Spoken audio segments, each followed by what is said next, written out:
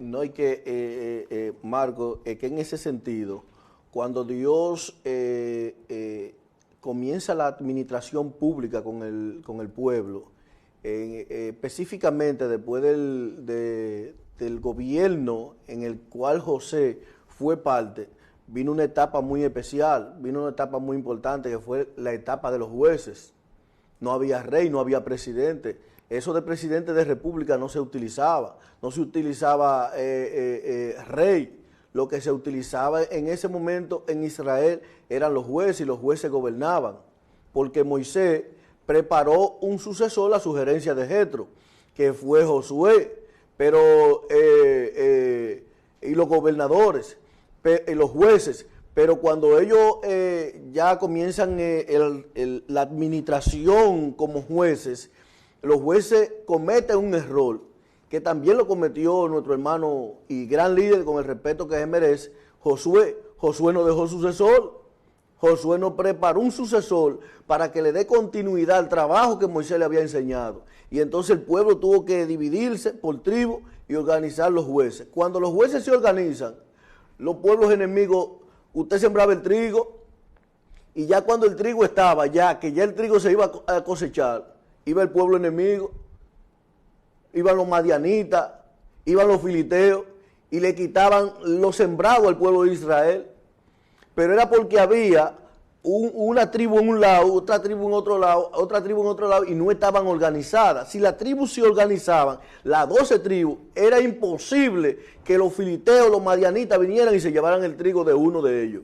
Pero como ellos estaban separados, ellos iban y le invadían la tierra y se les llevaban los sembrados. Y no solamente eso, se les llevaban los jóvenes para convertirlo en esclavos, se les llevaban las señoritas para convertirlo en mujeres de ellos, para convertirlo en chopa de ellos, se les llevaban la siembra para ellos alimentarse, se les llevaban los jóvenes para convertirlos en jóvenes de ellos.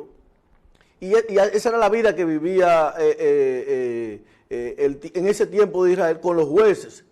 Hasta que entonces el mismo pueblo comienza a decir, nosotros estamos mal, vamos a organizarlo y vamos a poner un rey. Y entonces, bajo la voluntad de ellos, no de Dios, porque la voluntad de Dios era que ellos le obedecieran a Dios y Dios les decía, está bien, yo lo traje a esta tierra, pero no se mezclen con los madianitas, no se mezclen con los filisteos. ¿Y qué hacían los jueces? Todo diferente. Sansón era un juez. Sansón era un juez, pero ¿qué tipo de juez era Sansón? Un adúltero, un fornicario, un hombre que tenía el llamado de Dios, pero no se ligó con los extranjeros, le desobedeció a Dios. Y así lo hicieron la mayoría de los jueces, le desobedecían a Dios y le venía consecuencia por eso. Establecen un rey que es Saúl y Dios le permite que sea Saúl, pero el ungido de Dios es David. Pero ¿qué hacían los jueces? ¿Qué hacía Saúl? ¿Qué hacía David? ¿Por quién eran puestos? Por Dios y el pueblo. ¿A qué? A un sistema político, a un sistema administrativo, a defender los intereses y los derechos del pueblo de Dios. Y el pueblo de Dios tiene que unificarse para defender el derecho del pueblo de Dios, lo que le corresponde al pueblo de Dios, los intereses del pueblo de Dios. Y no que nos tengan a nosotros. Es triste, líder. Y el pastor tiene derecho a solicitar al Estado. Y no está mal que el pastor solicite al Estado. Pero usted sabe lo que es un pastor solicitando en el ayuntamiento una batería de inversor, 2 baterías de inversor, un abanico. Y lo ponen a echar 20 viajes atrás de cosas así.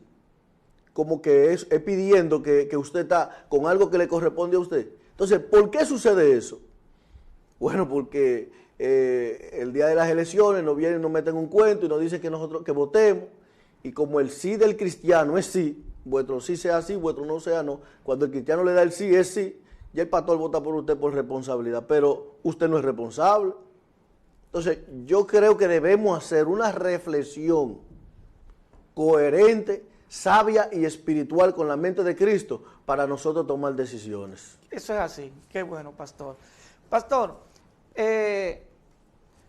para este tema nos quedan unos 5 minutos, porque luego de eso usted no se me va, nosotros vamos a seguir hablando ya un poquito ya más profundo de la palabra, brevemente, en el poco tiempo que nos queda.